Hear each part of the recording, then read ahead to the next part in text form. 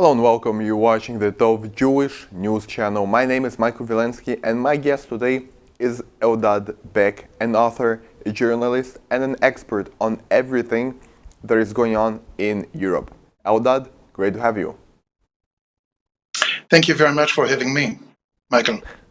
Eldad, so my first question to you will be about what is going on in Germany. We see huge millions of people demonstrations, millions of people out in the streets protesting against some kind of far-right conspiracy. We heard rumors of a secret meeting of far-right representatives, which led to some people going to the streets and protesting against the awakening of the right wing in Germany. Could you please explain to us what is really going on there?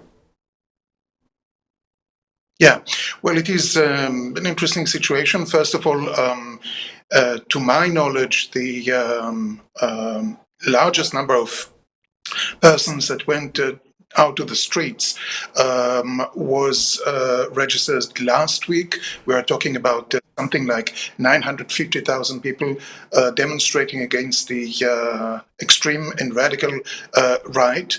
The reason to this, now there have been some other demonstrations before in different cities in Germany, and we are witnessing a wave of demonstrations that is taking place ever since the first information came out about a meeting which was held between not first-rank officials of the far-right German party Alternative für Deutschland, Alternative for Germany, some elements close to the neo-Nazi scene, and apparently there were also members of the traditional conservative Christian Democratic Party who took place in this meeting, and the topic was the possible organization of mass deportation of illegal and to a certain extent also legal immigrants into Germany in case the right-wing parties would make it, first of all, to win an election and then to create a joint government, which is for now not very likely because the conservative traditional party, the Christian Democrats and the Christian Socialists, are still boycotting the AfD, the Alternative for Germany. So we're talking about hypothetical issues, and I think that we have to see the wave of demonstrations in the wake of the coming elections that are going to take place in Europe and in Germany. We have the elections for the European Parliament in June. Then we have three very important local elections in Germany, in what used to be East Germany. In these areas, the AfD is leading in most of the polls. Some polls are suggesting that it would have such a majority that it would not need allies in order to form a government.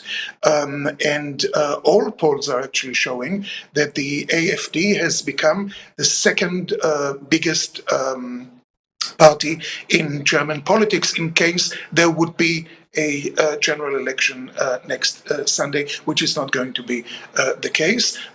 And I have to add to it what I have already said in some of the interviews we had in the past, that the first party leading in the polls is actually made of two parties. It's the union of the Christian Democrats and the Christian Socialists, which means that to a certain extent, in certain circumstances, we are actually talking about the AfD becoming the biggest party in Germany. Now, you have to take into account the fact that the AfD is boycotted by all other parties in Germany, and this boycott actually avoided a majority for the right parties in Germany ever since the AfD was founded in 2013, which means that if the but by becoming stronger and stronger, the AfD makes it impossible for the other conservative parties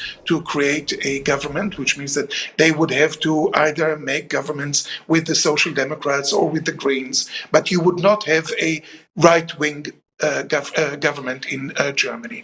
And therefore, there are voices, still very low voices among the conservatives that are suggesting a change of policy and trying to look into possibilities of collaborating with the AfD, first of all on the local level and then eventually on the federal level.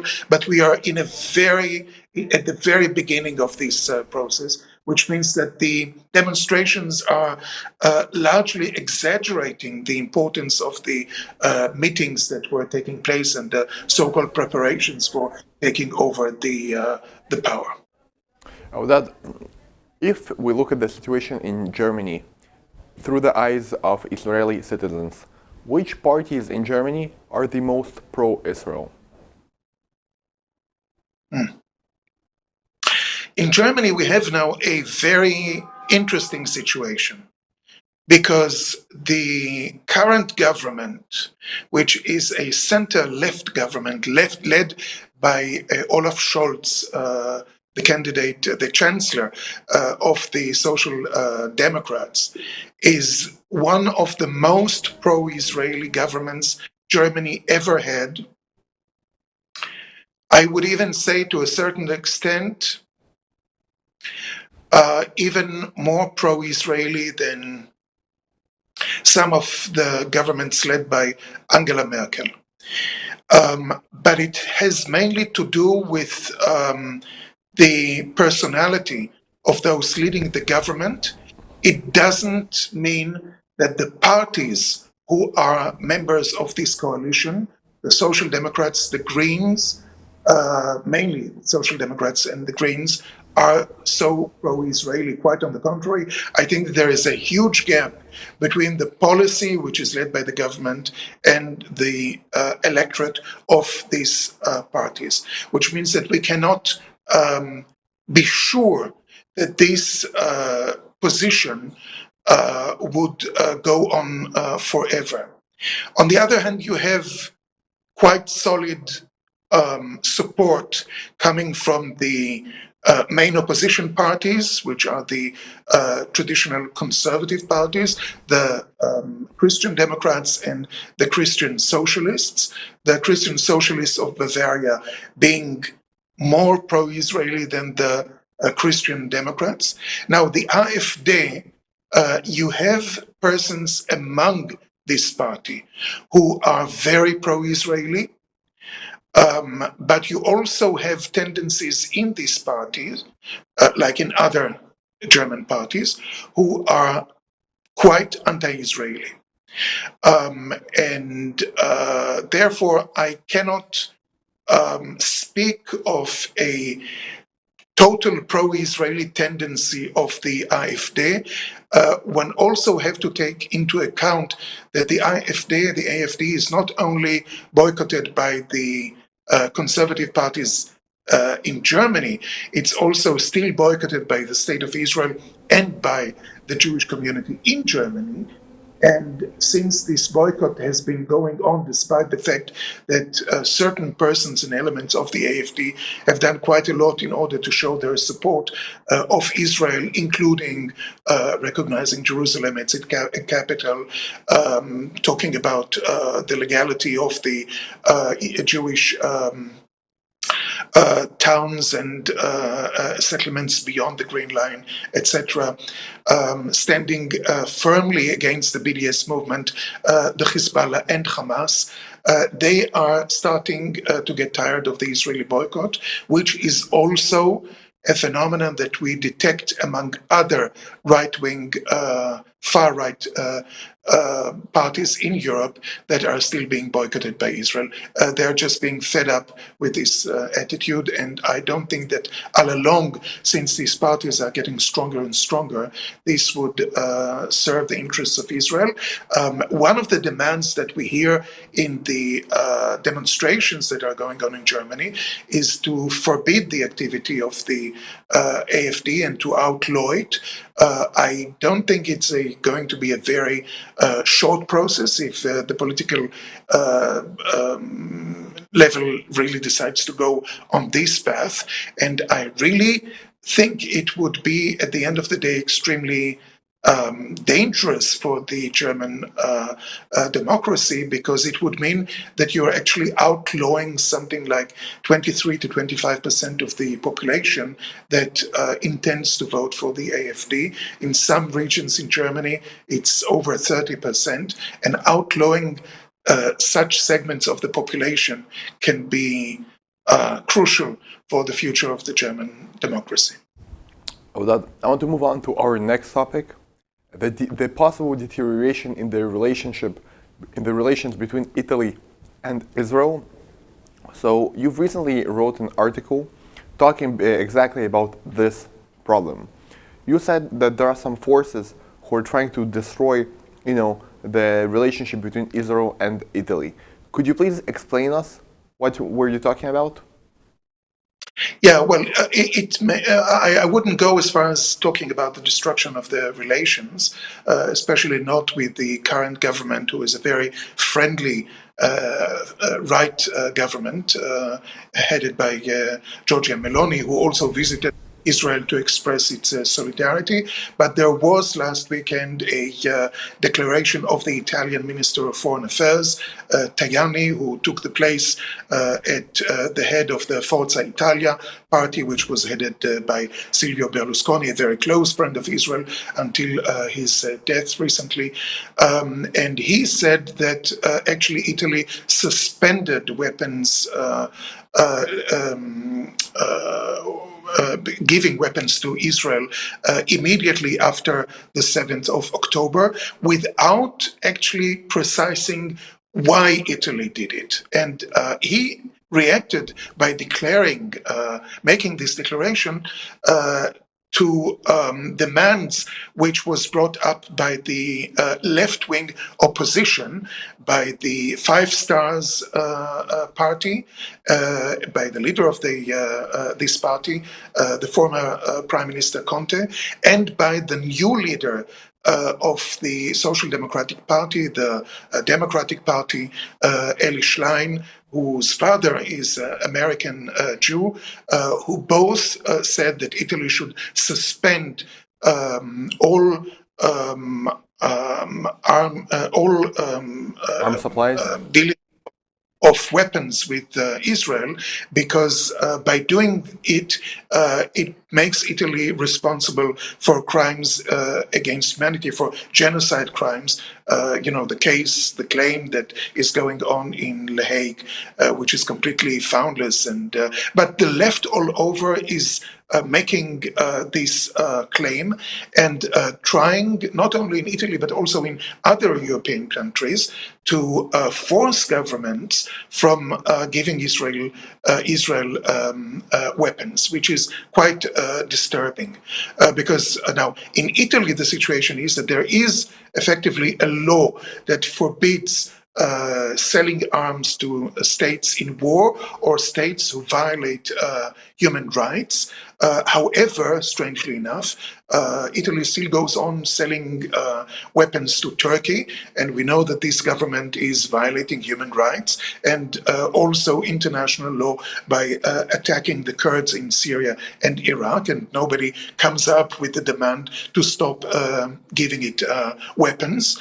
There was also a temporary suspension of Italian weapons to Ukraine, but they managed to to adopt a law that enabled it again. They are also trying to do it in the case of Israel right now.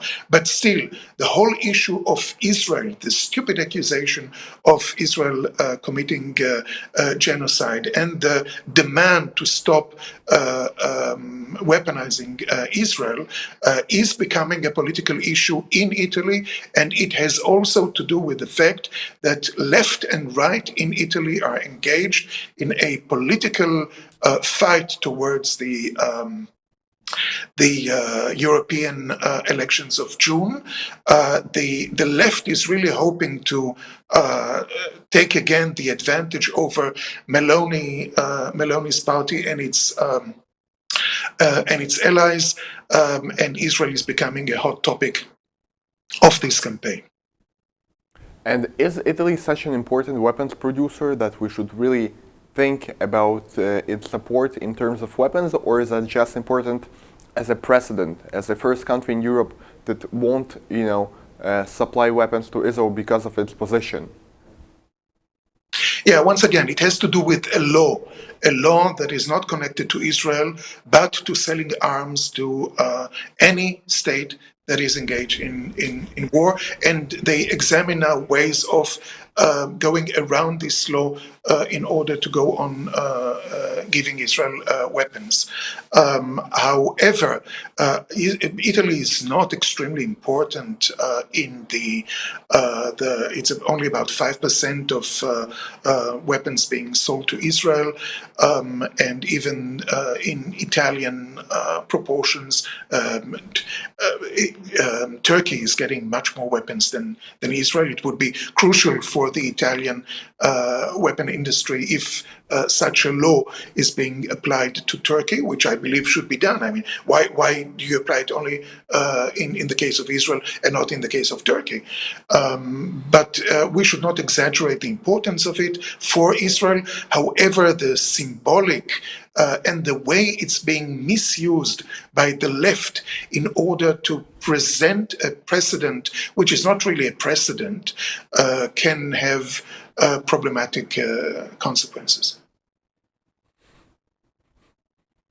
Eldad, thank you very much for your insight on the situation inside of Europe. It has been, as always, great interviews with you. Thank you very much, Michael, and happy birthday for Tov TV, celebrating its 20th birthday. Thank you very much. Sorry, second birthday, and you're doing it.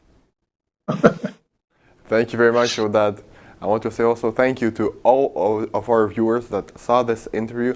Please don't forget to subscribe to us on all of our social media platforms.